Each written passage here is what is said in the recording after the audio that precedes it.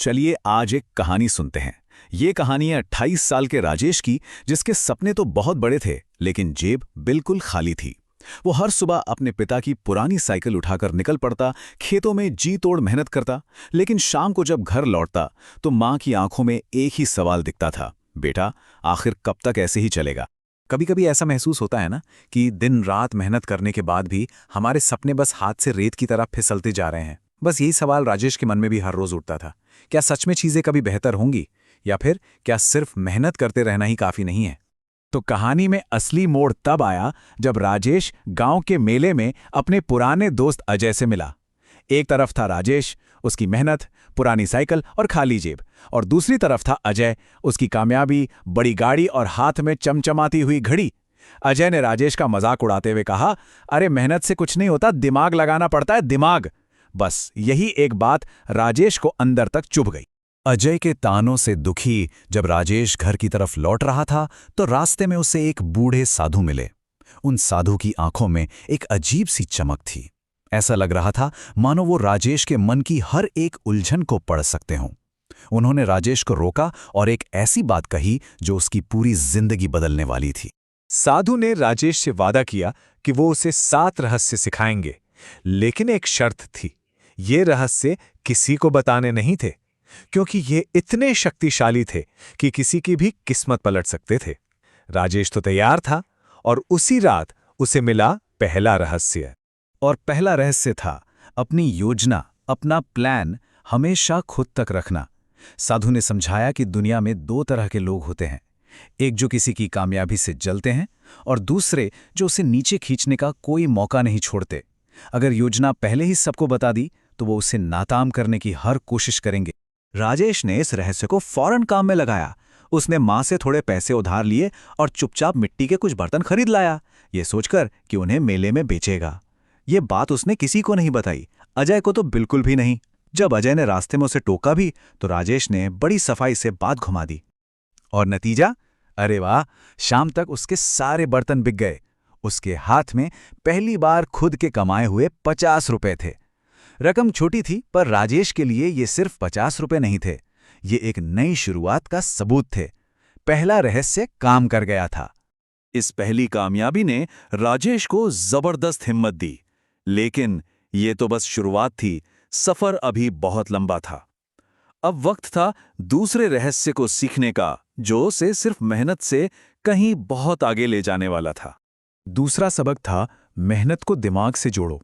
साधु ने कहा, जो सिर्फ पसीना बहाते हैं वो मजदूर रह जाते हैं, लेकिन जो मेहनत के साथ दिमाग का इस्तेमाल करते हैं वही मालिक बनते हैं।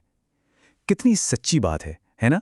कभी कभी हम सिर्फ मेहनत में ही उलझे रह जाते हैं और सही रणनीति बनाना भूल जाते हैं। तो राजेश ने अपने खेत में सब्जियां उगाने का फैसला किया। उसने मेहनत में कोई कमी नहीं छोड़ी, पर पहली ही फसल तेज बारिश में पूरी तरह बर्बाद हो गई। वो निराश तो हुआ, लेकिन फिर उसे दूसरा रहस्य याद आया। इस बार उसने सिर्फ मेहनत नहीं की, दिमाग भी लगाया। गांव के एक बुजुर्ग किसान से सलाह ली, खेत में पानी निकलने के लिए नालियां बनाई और फिर से बीज बो दिए। और इस बार उसकी मेहनत और समझदारी दोनों रंग लाईं।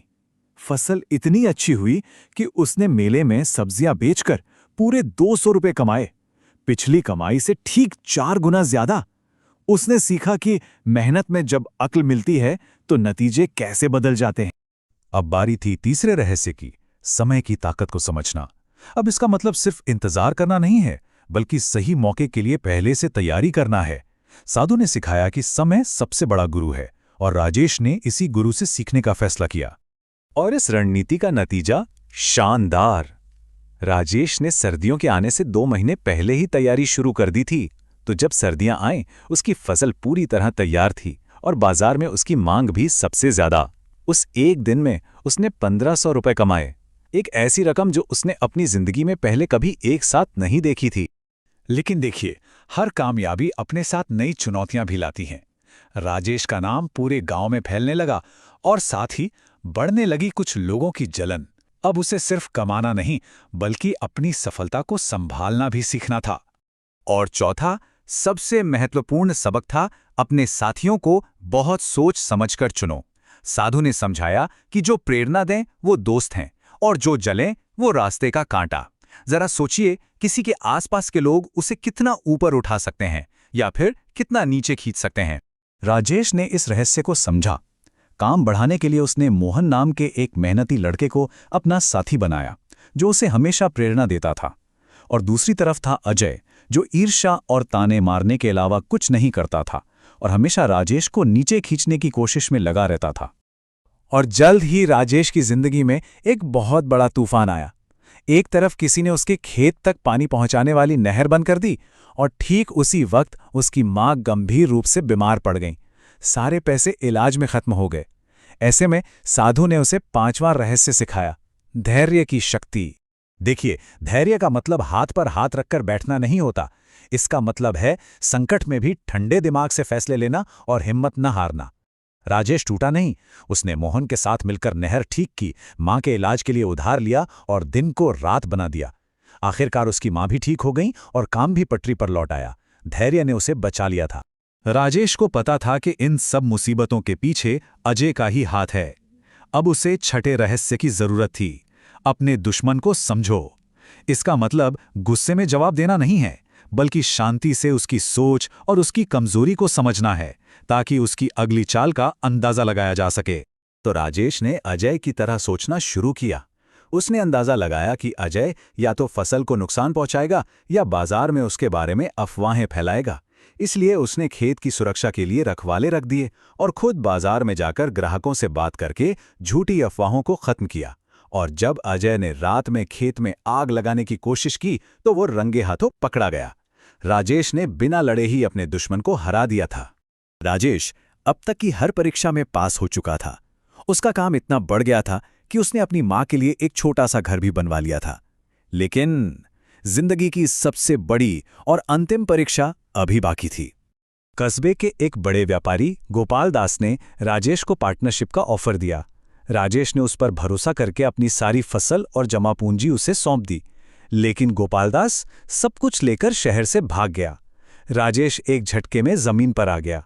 उसे लगा अब सब खत्म हो गया।